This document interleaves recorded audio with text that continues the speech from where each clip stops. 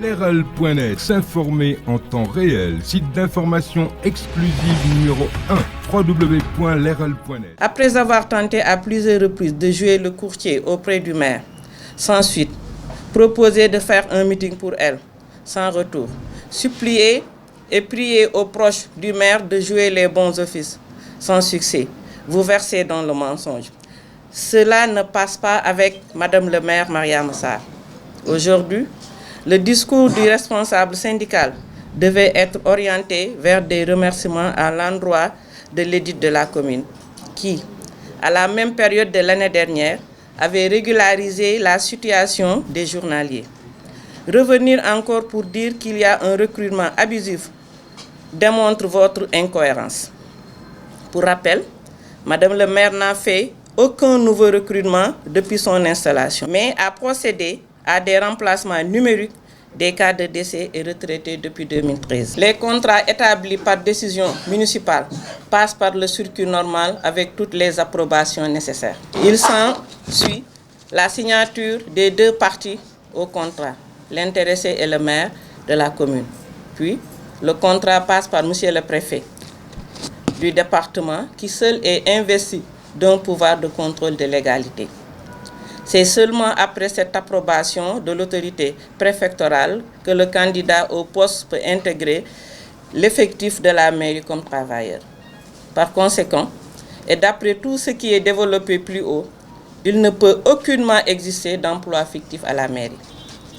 Sans contrat fictif dans une mairie, autorisé par le conseil municipal, élaboré par le maire, approuvé par le préfet et payé par le receveur-payeur municipal, paraît bizarre et frise l'insulte aux différents acteurs qui participent à ces opérations.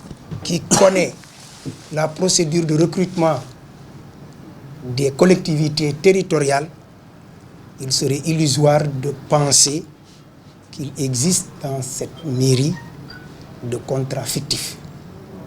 Le texte est très clair. Pour un recrutement de la mairie, je rappelle que le Code général des collectivités locales, à son article 116, alinéa 12, stipule clairement que c'est seul le maire qui a la prérogative de recrutement.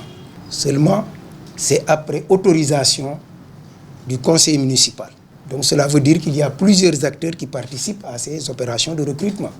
À la suite de l'autorisation du conseil municipal, le maire instruit celui qui est chargé des ressources humaines de voir les dossiers des candidats au poste. Ça permet de déterminer le profil du candidat, de l'emploi occupé, de la catégorie professionnelle qui est ici l'indice, et tout ceci pour être conforme à l'autorisation du conseil municipal dont le PV atterrit à la table non seulement du percepteur mais du préfet pour pouvoir payer ces travailleurs-là. Je dis que d'après toute cette procédure, il est impossible qu'il puisse exister d'emploi fictif. En son temps, moi j'avais demandé, parce que la loi aussi est très claire, c'est à l'accusateur d'apporter la preuve de l'existence des faits. C'est pourquoi j'avais demandé à quiconque détient un contrat fictif à la mairie de nous le présenter.